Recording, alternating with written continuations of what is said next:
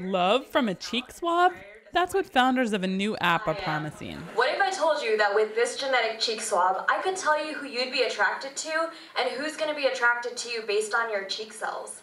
Well, I'm a data scientist. And I'm a geneticist. And there's over 40 years worth of research showing that there's 11 genes responsible for attraction. They're calling the app Pheromore, a cross between pheromone, the small molecules that are emitted from the body and are smelled by the people around us, and amour, the French word for love. Their app, which launched earlier this month, came in second at a recent tech event called Startup Grind. Pheromore looks at genetics-based human attraction and social media metadata to help people increase their efficiency of dating.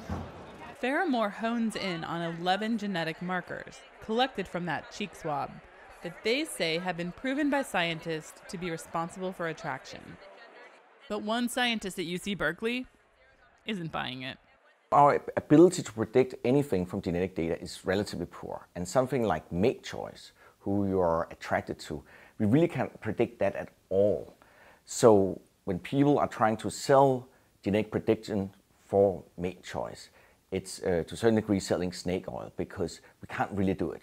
The genetics is not worked out well enough yet. But the founders stress that the app doesn't just look at genes.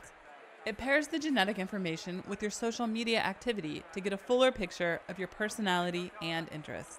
So you download the app, you purchase the kit, you instantly start to match with local singles based on the metadata from social media. When you swab your cheek, you send it back to us. It takes about 2 weeks, and the genetic information will just enhance the compatibility scores.